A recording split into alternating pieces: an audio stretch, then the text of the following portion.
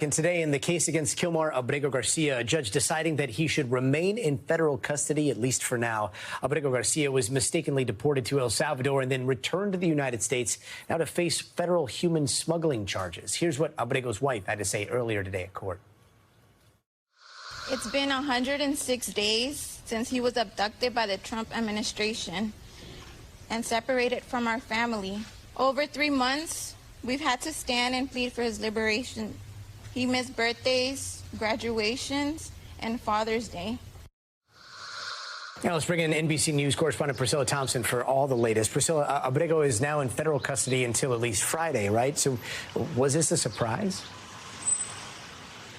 Yeah, Gotti, it was a total surprise. The judge spent about an hour laying out his conditions of release, but it was never expected that he was going to walk free today. The expectation was that he would be placed into ICE custody, but that did not happen. Towards the end of the hearing, Abrego's attorneys actually spoke up and said, if he is placed in ICE custody, can we guarantee that he is going to be placed in the Middle Tennessee District? Because if that does not happen, we can't travel to Texas or Louisiana or wherever he may be detained in order to mount his defense in this criminal case. And so what the judge said is that she wants Abrego's attorneys to submit a brief to her tomorrow. At that point, the DOJ will have an opportunity to respond to that brief by Friday, and that is when she will make a decision on the conditions of his release and how exactly this plays out moving forward.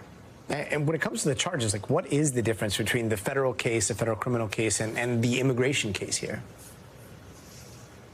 Yeah, so the federal criminal case is stemming from a 2022 traffic stop in which Abrego was driving in Tennessee. He had 9 other people in the car with him, and the government is now, the DOJ is now accusing him of human smuggling. But of course, those charges only came after he was ordered to be returned from El Salvador, where they had deported him. And so you also have this immigration issue because he is an undocumented immigrant in this country. And so it is a question of, if he were to be released, as the judge is proposing to release him on the criminal case, would ICE just allow him to go back to Maryland to his home under those conditions of release? Probably not. It was more likely that they were going to take him into ICE custody and begin deportation proceedings. And so even as we're waiting this decision from the judge on Friday, it remains a question of, if he is in ICE custody, whether she even has the jurisdiction to tell them where they can detain him or really orchestrate anything on that account, or whether this could potentially stop them